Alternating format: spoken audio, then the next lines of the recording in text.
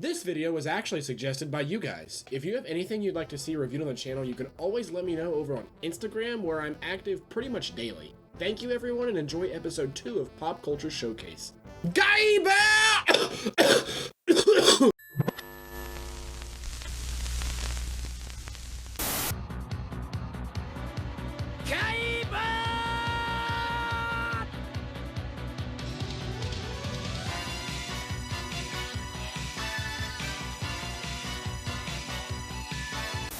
Before we get started, let me just say that the Guyver unit is one of the most badass sets of armor known to fiction. I mean, check out those oboe blades, the sleek design, tight butt, menacing glare, oh my, the marks of a true hero. Guyver was first serialized in Takuma Shoten's Monthly Shonen Captain in February of 1985. That's the same year as New Coke. Yeah, look how that turned out.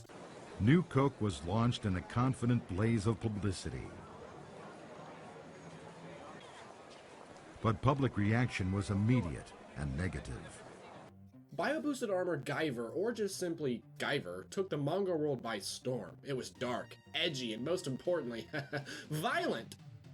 Despite its real lack of media, only receiving 3 animated adaptations, being Guyver Out of Control, my personal favorite, in 1986, The Guyver, Bio-boosted armor in 1989, and Guyver, the Bio-boosted armor in 2005. Wait, all they did was move the around. Guyver quickly became one of my favorites to come from the land of the rising sun and has earned his spot as an essential shonen badass.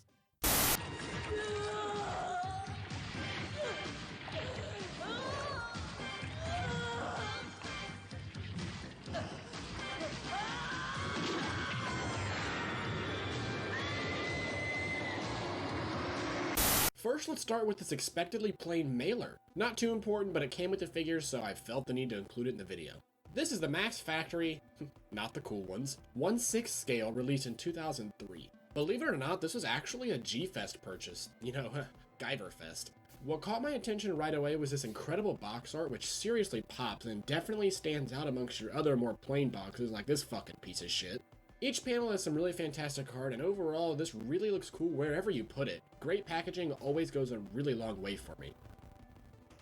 One super cool thing is that you actually get volume 21 of the manga, or at least what I can only assume is volume 21, that features some glorious manga art that I had mentioned earlier, but there's also just one more big glaring issue.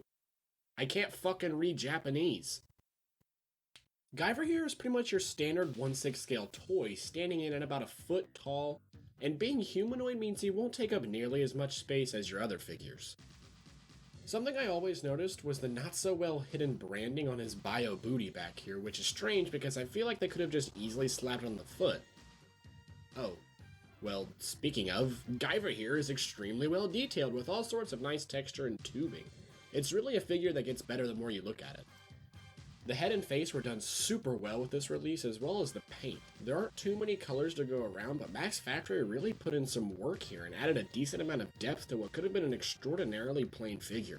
His arms are sculpted quite nicely, which is something this figure knocks out of the park for me. The sculpting. Everything looks fantastic no matter the angle.